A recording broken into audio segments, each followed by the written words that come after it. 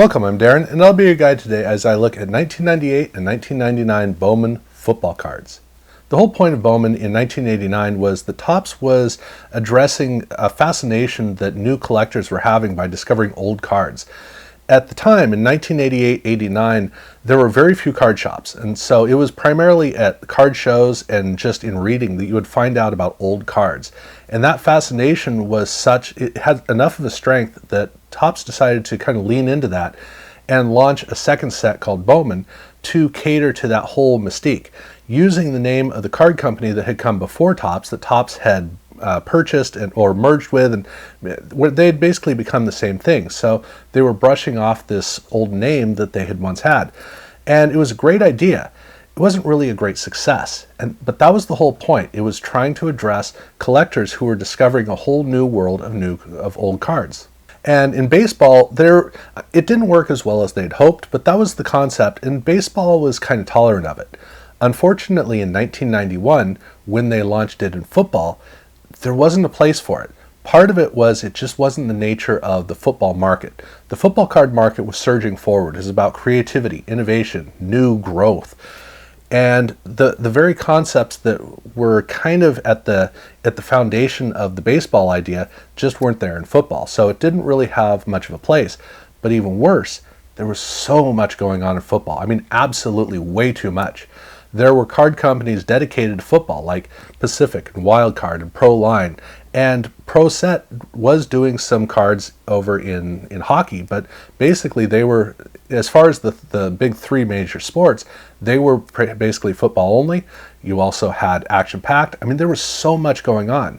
So Bowman didn't really have a natural place, and by 1995 they had to basically just walk away from it. And they didn't walk away from it in baseball, they just walked away in football, and they let it simmer, and they were going to have to rethink Bowman in order to see, can they make it work in the football market? And they waited until 1998, and 98 was the right year to come back in. Now in baseball, they continued year after year, so the 1998 football set was just what they had been doing in baseball for the most part. And the cards, it was the right year because this was the great year of Peyton Manning and Ryan Leaf. Quite possibly the single greatest rookie competition of all time. It was amazing, and for collectors, this was the year to really get excited about going after higher end cards. And Bowman, while not an ultra premium brand, was a premium brand, so it was built very much for this whole concept. So for their introduction into this card year, this was the right card design to use because it was a very formal card. Simple black border down at the bottom. You have an off-white border that's kind of offset up above, and a really formal, nice design overall for the whole card. The offset border had a little team logo up at the top, and then you had some gold foil for the player name and for the Bowman name, and you had a really neat fade to black football element for the position. The combination of those, just a fantastic design. And then on the card back looks nice. Now it does have stat nerd stats, which don't age well. It's tough to really make those work, but at least it looked nice even though you didn't really care about what was on the card back. And so that was what they designed for the card. But the card set itself, every year that we had experienced them in football, Bowman had always had either a subset or a sub-theme, a theme with a different kind of card design. It was brushed metal, or it was some gold foil, whatever they wanted to go with. Well, in this year, they didn't do that at all. This was just a straightforward 220 card set with veterans and rookies. And they didn't just stuff the rookies at the back. They had the rookies in different places. But the cards themselves that were exactly the same, it's just that with the rookie cards, all the red elements in the design of the main card were replaced with blue. Otherwise, the cards were exactly the same. So it was a very simple, stripped down, just do these cards in a very basic way, get all the tricks out of the way. And that worked really well, except for the fact that you've got to at least have something for people to chase. And that was the big thing that they had to make sure that they addressed. What are the chase cards? Well, for Bowman, they went with two parallels. The first parallel, the more basic one, is their Interstate Cards. These are a chrome finish over the whole front of the card, And what's really distinctive of the card front is the fact that the background has been replaced with a localized map. So this is a map of where the player was born. And what's neat about this is that it is localized, which means that if you live in, for most of us, the area that we really know shows up on the map for some player somewhere in this card set. And it's really neat because it has this localized quality to it. Like for instance, myself, I did not grow up here in LA at all, not in any way, but I have been living down here recently. So that means when I look at this map, the first thing that stands out to me is I look and I say, seriously, Tarzana? You're putting Tarzana on? Why Tarzana of all communities? I can't even tell you where Tarzana is. All I know is that there's a reason I don't know where it is, which is nobody cares. These are some of the interesting things where you may see some really weird town name that shows up on the map, or you may see something that's just eerily familiar on a football card.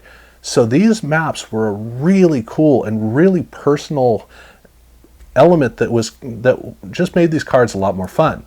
But the most distinctive thing about these cards at the end of the day is really that on the card back they have a license plate, a state-themed license plate with a customization that has something for the player. So it's really cool what they created here. The card front has its own neat quality, and then on the card back they have the fun license plate, which just makes them, it does make it a really neat set.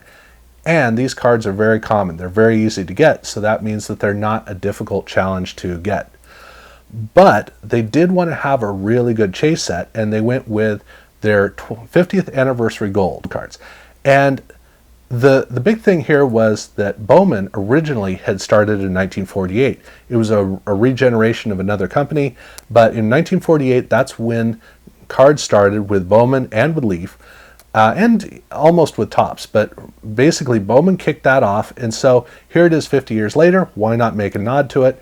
And that's the whole point of this theme, is it's the 50th anniversary, and you can see that they put text right down through that open patch on the side, which is a really cool trick that they played. Looks gorgeous. But also, all of the gold foil and also the new text that's added in for the theme, it's not gold, it's a gold holofoil. So it's got a neat spectral effect to it. But on the card back, every one of these cards is numbered out of 50. So they're very rare, and it's a great set to be able to pursue at a very light level. It's not the kind of thing you want to really go after the whole set, because it's 220 cards, and cards numbered out of 50 are kind of tough to chase. But they're really neat, especially for people who are collectors of teams and for collectors of players. But they did include some inserts in these packs, but I'm going to get to that in a minute, because something that happened while they were away from football was they launched their Topps Chrome set. Now in football we had Topps, and we had Topps Chrome in 1996, but Bowman got the same thing done in baseball. So in 1998 it was a pleasant surprise when Bowman came back. They also had Bowman Chrome. And just like Bowman is a fancier version of Topps, Bowman Chrome is a fancier card than the Topps Chrome. And the cards, they are exactly the same. They are identical. It's just that they have the chrome finish, which is like a mirror effect with these cards. Looks beautiful. And then there's some light actual detailing where there's like a jewel-like quality in the card, which makes some of the colors really rich. Makes the cards really neat. Now on the card back, there's no difference to the cards in any way except for Bowman logo down at the bottom is changed to Bowman Chrome. But understand, in Topps, the Topps Chrome set is an abbreviated version of the Topps set. So most of the cards in Topps do not show up in Topps Chrome. Well, this is already a 220 card set, so it's the right size. So they made Bowman Chrome versions of every single card in the set. And they also did refractor cards. So every single card in the set has a Bowman Chrome version and a Bowman Chrome refractor version. But, why not do the parallels as well? And so that's exactly what they did. They also have the Interstate versions of these cards, and these come in the regular, and they also come in the refractor version. But they also did the same thing for the 50th anniversary. However, the main 50th anniversary cards are numbered out of 50, just like in the main set. Which begs the question, okay, so what did they do for the refractor version? Well, that was numbered out of 5. Now, this is not the first time that a card parallel was numbered out of 5, and there had been some 1 of 1s, but those are like interesting gimmicks, not something that you might actually consider pursuing. In the case of numbered out of 5 cards, you actually kind of could try to get them, but this was, while not the very first time this has been done, very early on in having cards just this rare. And the problem with it is that at this time, yeah, there were card shops all over the place, but we still didn't really have a usable internet, which means that most of the major trading was happening at card shows, so pursuing these cards was a nightmare. So it never really caught on. It wasn't a great addition that they made in the cards. So at any rate, that's the way it's done, but something interesting is the fact that they have 3 different versions of every card, but they also have 3 different versions of every card. So they have the regular, Interstate, and they have the 50th anniversary. They also have the regular, the Chrome, and the Refractor. So they have 9 versions of every single card in the set. So if you're a team set collector, or if you are a personal player collector, however you're doing it, you can actually do a single page of every single player if you're pursuing the gold refractors, which is good luck on that. But that was all that they did with Bowman Chrome. I did mention, though, that Bowman had a couple of inserts, and the first insert set was Scout's Choice. Now, Scout's Choice is just a kind of nice card designed to showcase some rookies. That's basically all it is. They also did a Bowman Chrome preview set. This is a short set of cards that look basically like the regular release cards. On the back, they do have BCP, Bowman Chrome Preview, for the card numbers. So there's no mixing them up with the main cards in the set, but it's a small set. These do also come with refractor versions as well. And then the only other thing that they did was autographs. And these are gorgeous, gorgeous autograph cards. They have a nice kind of banner theme with this triangular area below with the autograph. All of these cards are numbered on the back. I don't mean serial numbered, I mean they're numbered like a set. So this is a set that you could actually pursue if you cared to. This is one of the last vestiges of doing that with autograph cards. But at any rate, that's how they designed it. But these cards do come in different, basically they're parallels of these. So the easiest one to get is the blue foil. So the Bowman name is in blue foil, and the certificate of authenticity theme is also in blue foil. They also come in silver foil. So the silver foil is more difficult to get than the blue, but if you're really lucky, you might get it all done with the gold foil. So they have all 3 versions. They have the blue foil, silver foil, and the gold foil for each one of the rookies. But that was it. That was 1998. They didn't make it too cumbersome, aside from the fact they had a lot of pieces involved. So in 1999, the theme worked well enough that they did basically the same thing. They really didn't change much at all. The card design is one of those rare cases where I think that the card design is just as good, potentially better, than the previous year when a card is done really well in the first year. Personally, I like 98 a little bit better than 99, but the 99 cards are gorgeous. They still have the strip on the side, this time for the player name. They have a football pattern up at the top and up and down at the bottom.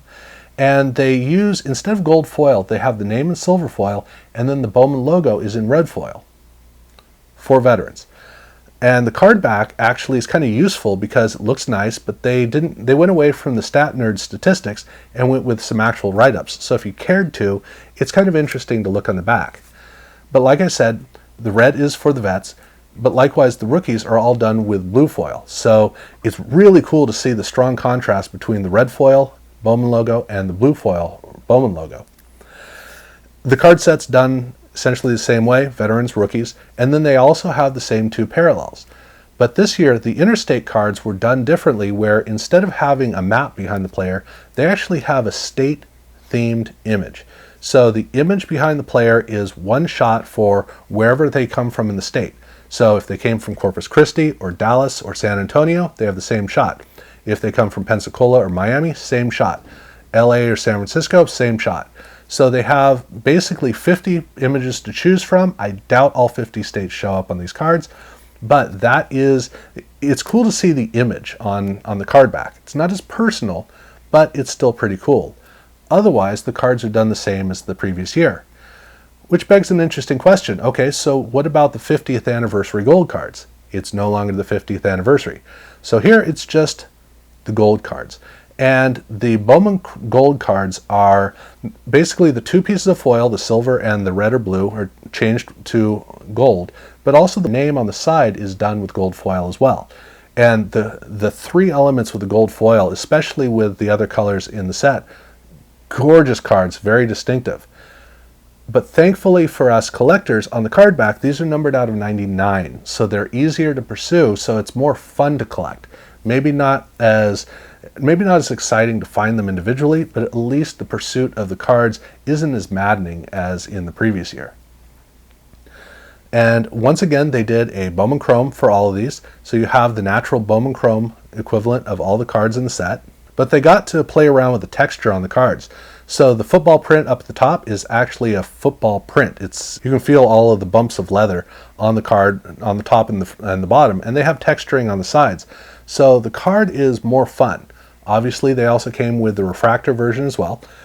And with the Interstate, in this case, the Interstate, the regular one is just, like the previous year, but for the refractors, these are actually numbered out of 100. So it makes it a little bit more fun to collect. And so then, again, we get the big question, but what about the gold cards? Well, with the gold cards, the basic gold cards don't have serial numbering on them. But they're really tough to figure out that they're gold, because the only way you can tell the difference between the regular chrome and the gold chrome is that the player name on the side is a yellow color as opposed to a black color. But the black doesn't show up too well and the gold doesn't show up too well, so it is really tough to tell these cards. But that's one of those things you got to pay attention. But fortunately for the refractors, these are serial numbered, but they're serial numbered out of 25. So thank you for making these accessible. This is a set that you can actually pursue. It's kind of hard to do it, but at least you can pursue it. But they did a couple of insert sets for both the regular release and for the Chrome release. And in the regular release, we start off with the Early Risers, Late Bloomers set. This is a 10-card set, 5 and 5. And every one of these cards is really heavily done up with etched metal. I mean, the effect is well overpowering and almost difficult to read as a result.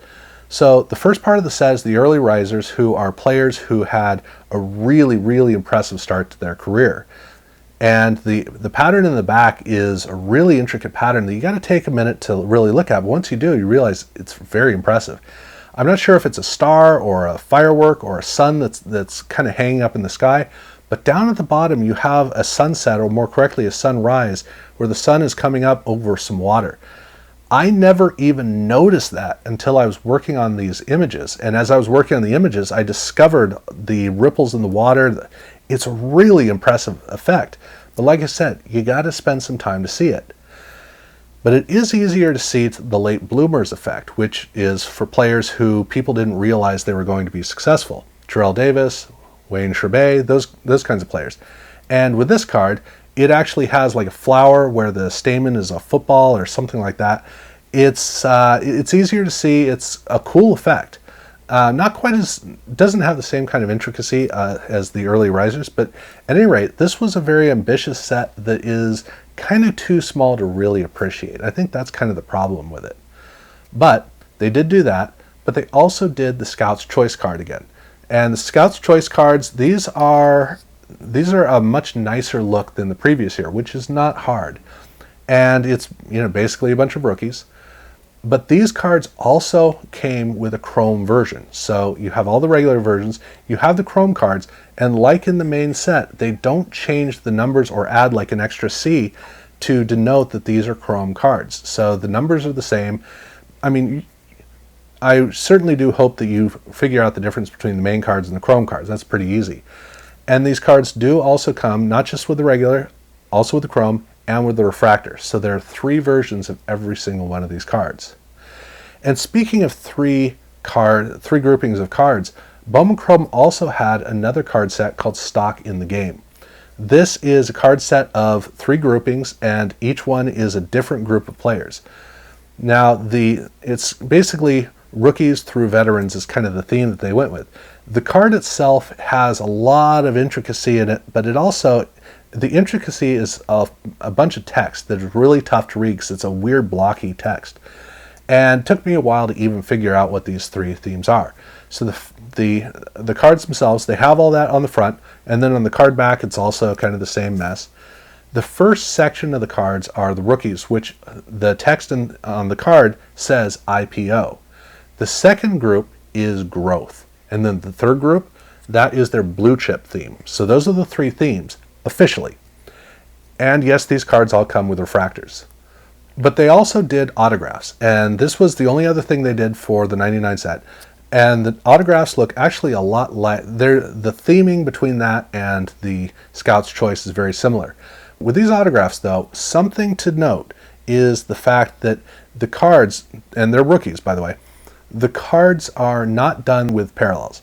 So every single player who shows up with a blue foil is different from the players who get the silver foil, obviously the silver foil again being a little harder, and then the really tough ones to get all have the gold foil. So those are the three different versions, and they so nobody has two different versions, it's all one per. And that was it. That was 1999 Bowman. Now 98 Bowman and 99 Bowman are basically the same sets, it's a newer version. In 2000, they'd start to add more complexity. So I'm going to look at that separately.